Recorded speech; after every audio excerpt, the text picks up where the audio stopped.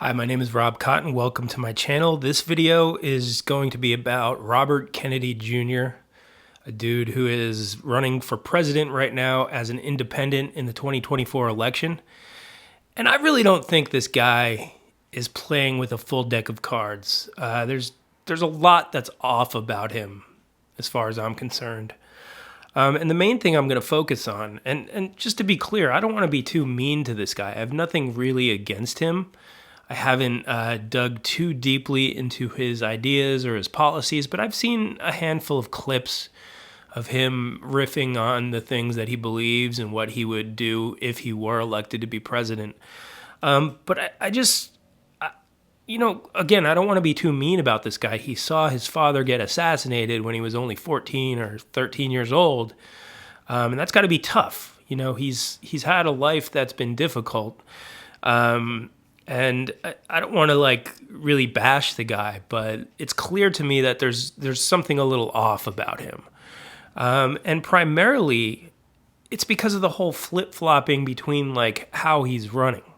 So he started off saying, you know what, I'm going to run as in the Democratic primary. That didn't work out, or it didn't look like that was going to gain him any traction. So he then switched to independent. He's been running now for a while as an independent, going through the motions of getting signatures in different states to be on the ballot.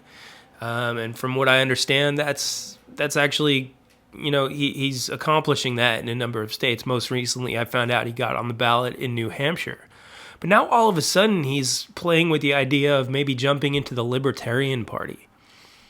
And along the way, he's also said that he was asked to be Donald Trump's running mate, which it seems a little ridiculous that he would even bring that up. Where is he trying to fit? The Libertarian Party they're a very ideologically based party. They have a core set of ideals, and those are the ideals that they tend to try to stick to. And if he started out as a Democrat and then kind of was like an independent that was trying to be like a centrist independent, saying he would be a great uniter between Republicans and Democrats. But now he's jumping and saying, oh no, actually, I'm going to try to court the Libertarian Party. The Libertarian Party it's in some ways you could describe them as a far-right party with centrist social stances, I guess you could say.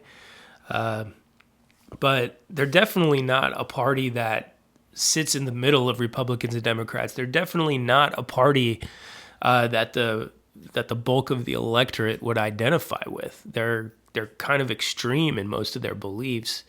And if the Libertarian Party were really, if their ideas were that appealing to the mainstream populace, they would have done much better in 2016 when Gary Johnson was running against Hillary and Trump, because Hillary and Trump were both fairly unpopular candidates.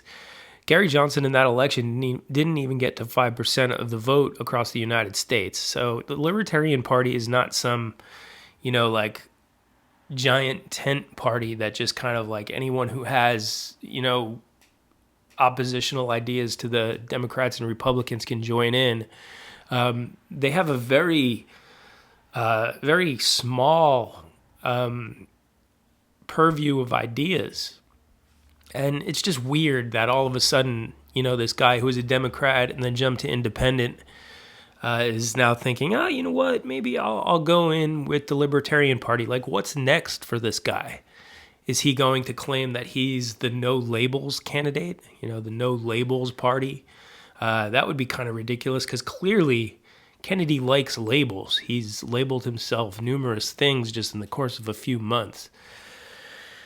So yeah, that's where I stand on Robert Kennedy. I think right now there are some polls suggesting that people are open to the idea of this guy, but I think they like the idea of an They like the idea of an alternative. It's not so much that they like Robert Kennedy. Once they see more of him, I think more people are going to be turning away from him because he doesn't really offer a whole lot. A lot of what he does is just offer platitudes about unity and about peace and about whatever. And as much as I think his name is going to get him some traction, I think he himself is going to undermine any traction that his name gives him. And he's not going to be a major force in the 2024 election. Though I could be wrong, and if you think I'm wrong, let me know in the comments.